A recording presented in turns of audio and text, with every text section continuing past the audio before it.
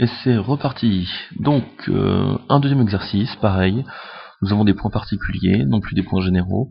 Et nous allons déterminer l'équation de la droite, c'est-à-dire le coefficient directeur A et l'ordre de l'origine B, afin d'avoir l'équation de la droite, quoi, tout simplement. Voilà. Donc je commence toujours par le premier point qu'on avait vu juste avant, calcul du coefficient directeur, combien vaut A. Donc je réutilise ce que j'ai vu juste avant, c'est-à-dire le résultat des théorèmes généraux qu'on a calculé, qu'on a démontré. Donc A, c'est mon y2 moins y1, la différence de mes ordonnées sur la différence de mes abscisses. Et c'est parti. Pareil, si vous avez du mal à vous repérer, n'hésitez pas, je le refais. Donc ici, je vais avoir x1, ici, je vais me donner y1, ici, x2, ici, y2. Donc là, je les ai bien posés, je les ai bien déterminés, et je vois ça mon petit calcul. On commence, y2, il vaut moins 15. Moins 15, alors, trait de fraction, voilà. Moins le y1 qui vaut 3, première chose. Puis, j'ai mon x2, 1, moins 5. Alors là, il faut que vous fassiez très attention à la règle des signes. C'est vraiment vital de bien la faire, parce que sinon vous allez avoir vraiment des ordres de calcul assez grossières. Donc faites gaffe à ça. Moins 15, moins 3, ça me fait du moins 18 au numérateur. Au dénominateur, j'ai 1 moins 5, donc 1 plus 5, 6. Ici, petit calcul, divisé par 6, ça me fait 3, donc il me reste 3, bim. Je viens de finir ma première étape, ce qui est assez cool, en 2-2, et j'ai trouvé mon coefficient directeur. Deuxième chose, mon B, donc l'ordonnée à l'origine, la deuxième quantité manquante, il vaut combien? Donc cette fois-ci, on va le faire avec le résultat général qu'on avait trouvé juste dans la démonstration. B2, je vais avoir du x2 moins x1 au dénominateur, et le numérateur, ça va être du y1 x2 moins y2 x1. Voilà. À partir de là, petit calcul, c'est parti, schlack.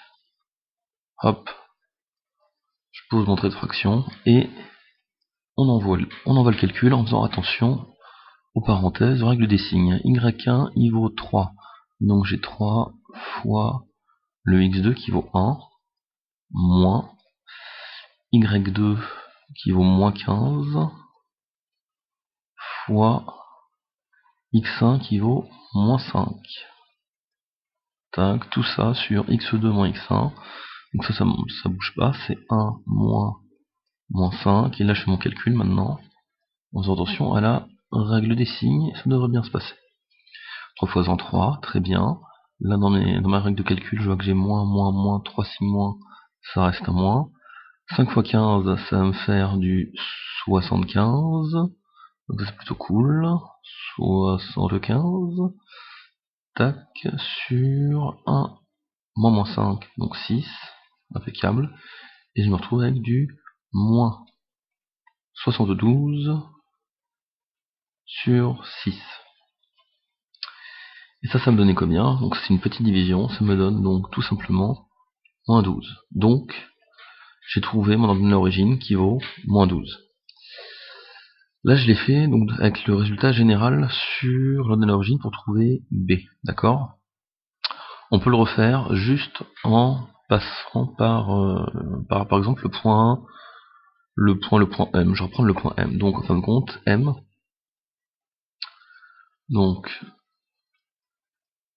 je vous rappelle, on avait M, excusez-moi, le point P, moins 5, 3. Donc le point P, moins 5, 3. C'est parti.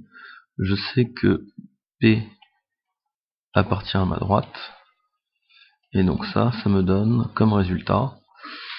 Donc là, je vais faire méthode 1, méthode 2, ça sera mieux. Donc là, ici, on avait une première méthode.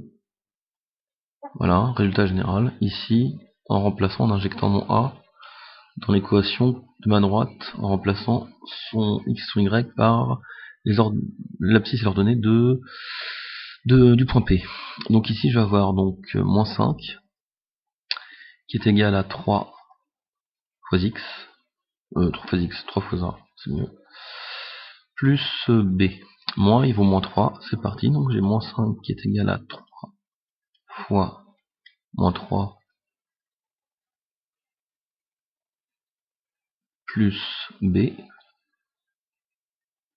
Et je viens de faire une terrible boulette. Excusez-moi, hop, CTRL Z.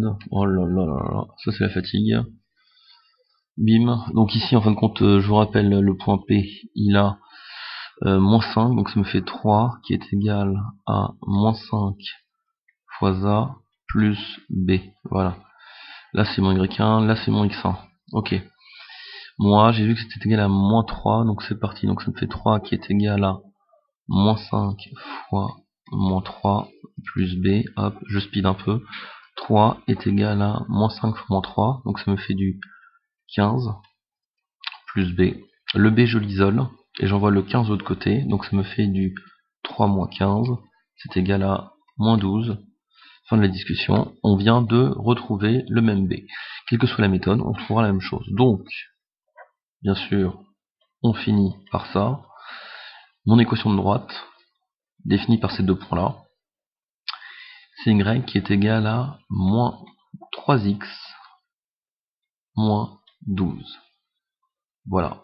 Bien sûr, ce qu'on pourrait faire, c'est calculer le Y à partir d'un X pour chacun des points en gage de vérification pour savoir si le travail a été fait correctement et si on ne s'est pas planté.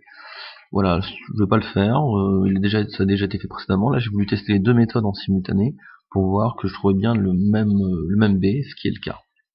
Voilà. Donc un petit exercice tranquille, détermination de droite. Merci d'avoir suivi cette petite vidéo.